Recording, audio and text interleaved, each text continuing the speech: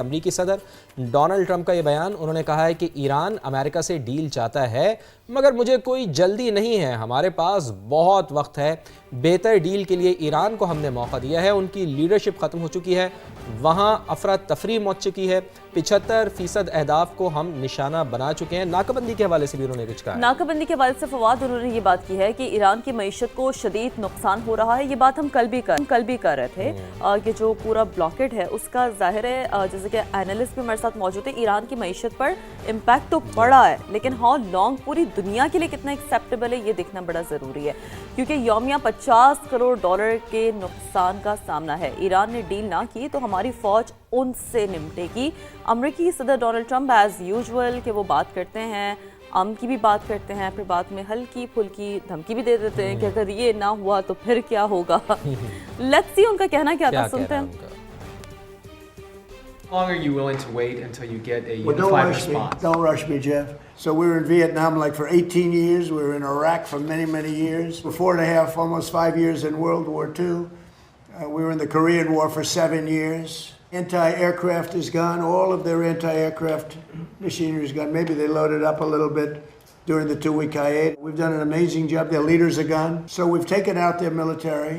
We've hit about 75% of our target. We have a blockade that's 100% effective, and they're getting no business. And as you know, they're not doing well economically, financially. They're not doing any business because of the blockade. They want to make a deal, but they don't even know who's leading the country. The total control of the strait, and the fact that it's closed. You know, they would have opened it up 3 days ago. They came to us and they said, we will agree to open the strait. And all my people were happy. Everybody was happy except me. I said, wait a minute, if we open the strait, that means they're going to make $500 million a day. I don't want them to make $500 million a day until they settle this thing. So I'm the one that kept it closed. We have total control of it. And it'll open when they make a deal or something else happens that's very positive. اچھا، تو یہ تو گفتگو آپ نے سنی۔ اس سے پہلے صدر ٹرمپ نے اپنا ہرمس میں بارودی سرنگیں بچھانے والی ہر کشتی کو تباہ کرنے کا حکم دے دیا۔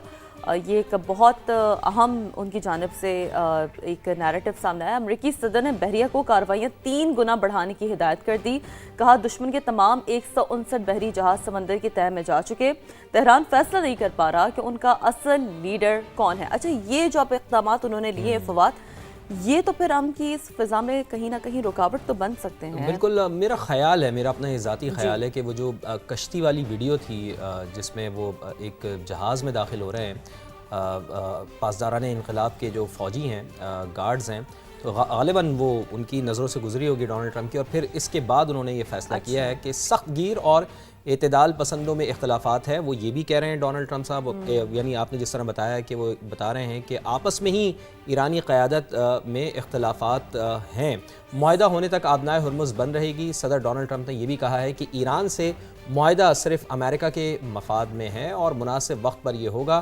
تو امریکی صدر ڈونلڈ ٹرمپ کی جانب سے یہ چیز بھی سامنے آئی، اور جیسا کہ آپ کہہ رہی ہیں، وہ جس ویڈیو کا میں ذکر کر رہا تھا، دیکھیں ہمارے وہ پروڈیوسر صاحب نے، ہماری ٹیم نے وہ چلا بھی دی ہے، تو وہ آپ دیکھ سکتے ہیں کہ غالباً یہ ویڈیو یقیناً اشتعال انگیزی کا باعث بنی ہوگی امریکی صدر ڈونلڈ ٹرمپ کے لیے۔ اسی وجہ سے انہوں نے یہ فیصلہ کیا کہ جی جو کشتیاں ہیں ان کو آپ ختم کریں، لیکن یہ اقدام پھر کس طرح سے دیکھا جائے گا اس تناظر میں جب نیگوسیشنز کی بات ہو رہی ہے؟ ایکسپیکٹ کرتی ہیں ڈونلڈ ٹرمپ سے؟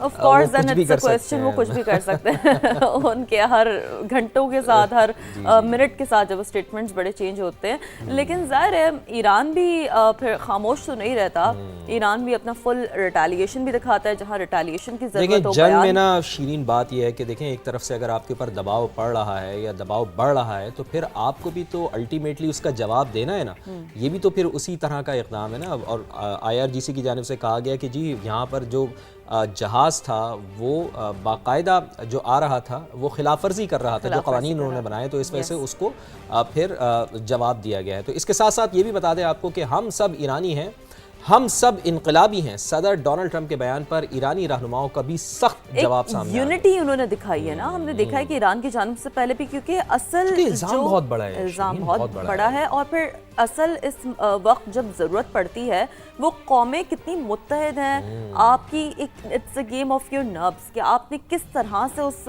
سینیریو میں ایک متحد ہو کر، ایک یونیفائڈ ہو کر ایک اپروچ بنانی ہے، اور ایران وہی کر رہا ہے۔ صدر مسعود پزشکیان، اسپیکر محمد باقر غالیباف نے ایک مشترکہ بیان میں کہا ہے کہ ایران میں کوئی شدت پسند یا اعتدال پسند نہیں ہے، قوم اور حکومت میں آنی اتحاد اور رہبر انقلاب کی مکمل اطاعت ہے۔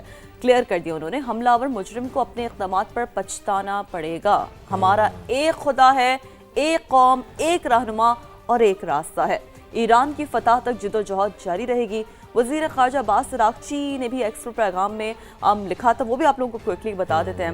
انہوں نے لکھا تھا کہ عوام پہلے سے زیادہ متحد ہیں، اسرائیل کی کارروائیوں کی ناکامی ایران کے ریاستی اداروں کے اتحاد سے ظاہر ہو رہی ہے، ایسا عباس عراقچی نے بھی ایکس پہ اپنے پیغام میں لکھا۔ بالکل ایسا ہی ہے، اور میدان جنگ اور سفارتکاری ایک ہی محاذ کے دو حصے ہیں، اور ہم مکمل ہم آہنگی سے چل رہے ہیں۔ بڑی اچھی بات کی عباس عراقچی صاحب نے کہ میدان جنگ اور سفارتکاری ہم اس کو پیرلل لے کے چل رہے ہیں، اور رہبر اعلیٰ کا بھی میسج سامنے آیا ہے، وہ بھی آپ کو سنوا دیتے ہیں۔ کافی دنوں بعد ان کا یہ میسج سامنے آیا ہے، ایران، جی ہاں بالکل کافی ٹائم بعد آیا ہے۔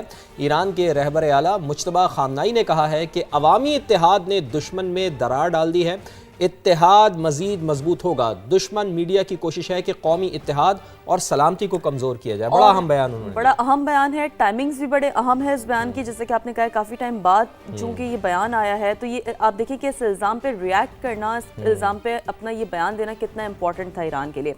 تو دشمن عوام کے ذہنوں اور نفسیات کو نشانہ بنا رہا ہے، مجتبیٰ خامنہ یہی بات کر رہے ہیں، ہماری کسی غفلت سے دشمن کا مذموم منصوبہ کامیاب نہیں ہونا چاہیے۔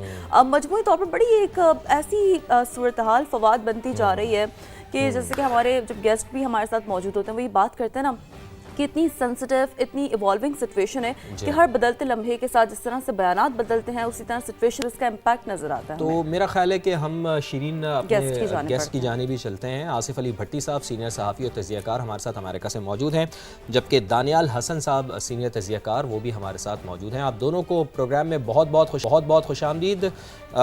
بھٹی صاحب، آپ سے گفتگو کا آغاز میں کرنا چاہوں گا۔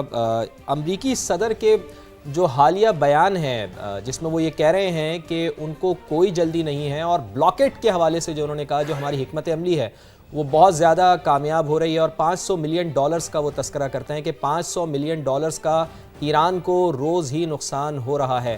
کیا یہ محض دباؤ بڑھانے کی ایک حکمت عملی ہے امریکی صدر ڈونلڈ ٹرمپ کی؟ چونکہ جتنا زیادہ ہم یہ دیکھ چکے ہیں کہ جب بھی کوئی مذاکرات ہوتے ہیں تو مخالف فریقین پر جتنا زیادہ دباؤ بڑھے گا اتنا ہی اپنے حق میں فیصلے کرانے میں اس کو پریشر ٹیکٹکس ہے اس کو اپنے حق میں فیصلے کرانے میں آسانی ہو جاتی ہے۔ کیا آپ کو لگتا ہے کہ یہی وجہ ہے جو ڈونلڈ ٹرمپ اتنے زیادہ کانفیڈنٹ دکھائی دے رہے ہیں کہ ان کا یہ بلاکٹ والا وار کم از کم یہ بالکل تیر بہدف نسخہ ابھی تک شامل ہو رہا ہے؟